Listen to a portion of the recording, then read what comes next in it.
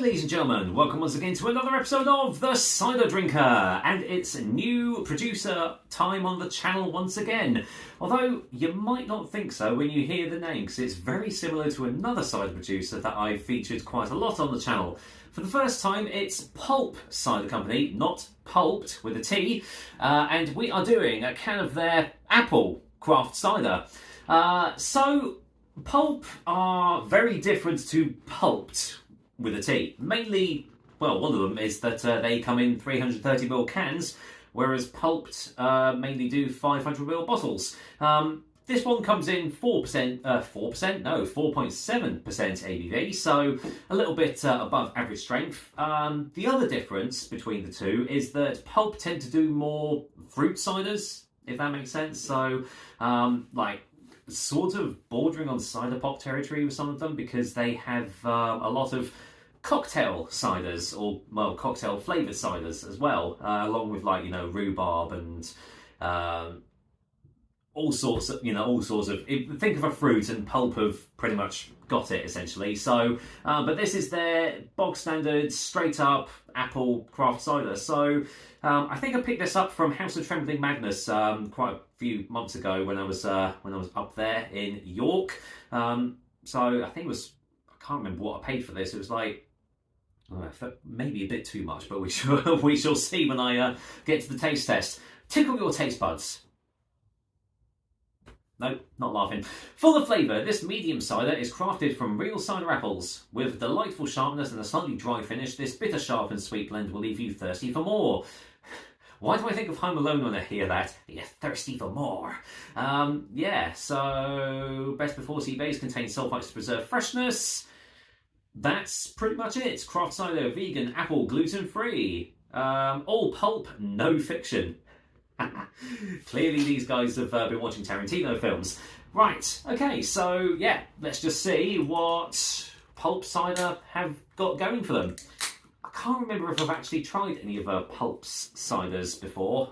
Pretty sure my wife has tried a couple of their fruity offerings, like their rhubarb and stuff, but for me personally, I think this is actually the first time, and that is, oh man, let's drip it on the carpet. Oh no.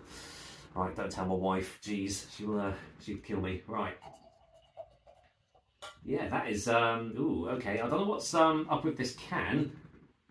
Sorry, I'm pouring it off camera, but yeah, that is a dripping can.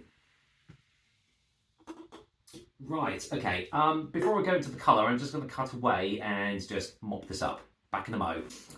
Right, okay, mopped up and got the cider poured in the glass. And, well, let's just go for the colour first of all. There we go, you can see it now. So it's light to medium carbonation, I want to say. And from where I'm looking, it is a dark straw, light golden colour. Yeah, it looks pretty standard in the glass, but yeah, looks pretty good. What does it smell like, though?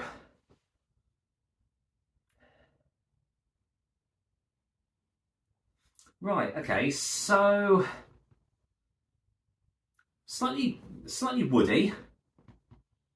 Look, maybe a little bit of like oak or something there, but yeah, there's like a. This is going to sound really weird. It smells like it's got a little bit of smokiness to it, which is a bit bizarre for a cider. Apart from that, yeah, not really getting much else on the nose. It's kind of, yeah, very subdued. I'm really having trouble trying to find any smells, but, well, maybe it's all in the taste, so let's find out. Cheers, everyone. Yeah, first time for Pulp on the channel. Let's see what they're made of. Cheers.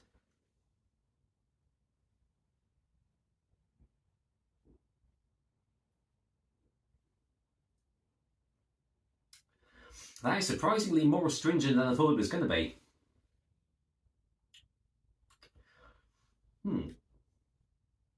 Okay.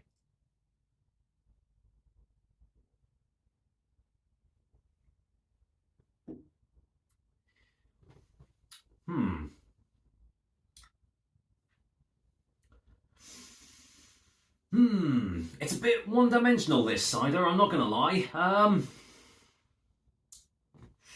Right, so these are some of the reviews that I really don't like doing, because it's really hard to actually come up with descriptions for a cider that doesn't really have much flavour.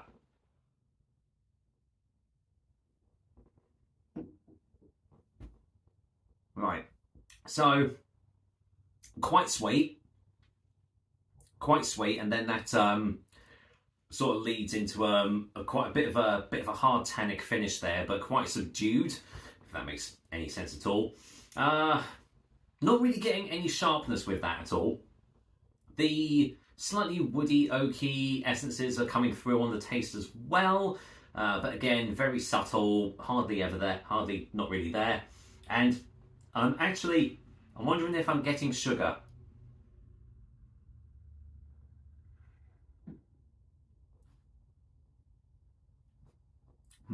There does feel like there's a cloying sensation.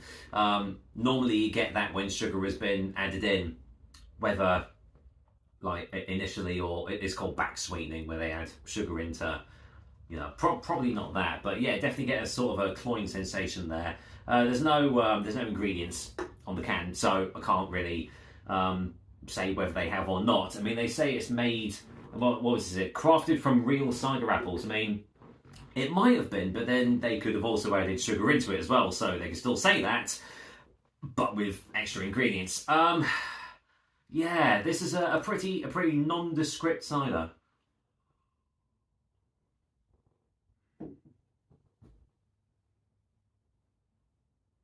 Yeah, that's pretty bland. I mean, I suppose it would go down well on a hot day and everything, but yeah, I'd imagine this is the sort of cider that you're going to find in a pub.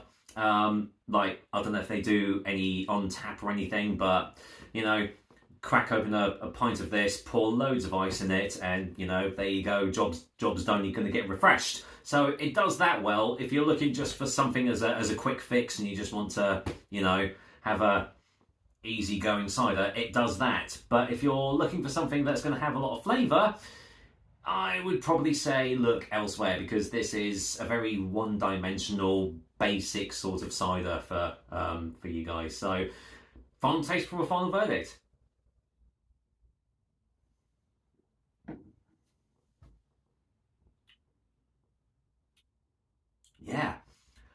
Yeah, there's wow.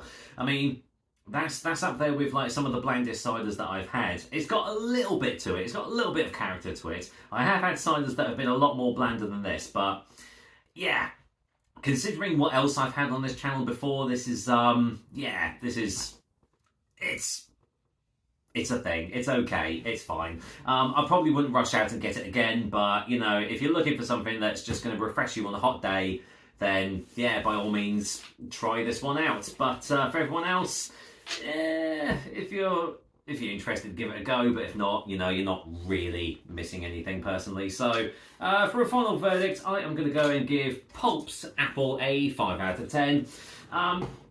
Yeah, there's nothing essentially bad about it, but you know, there's definitely much better tasting ciders out there you can get for about the same price that I paid for this, and probably in a bigger serving container as well. So yeah, I mean, I'll look for other ranges that Pulp do and see if they're, you know, any better or any more flavoursome. But for now, that's another episode of the Cider Drink for you guys. Hope you liked it, and as usual, I'll be back with another delicious and tasty cider soon. Until then, well, it is the bank holiday weekend after all, so you know what, this is still going to go down rather well. So wherever you are, have a great one, and I'll see you soon.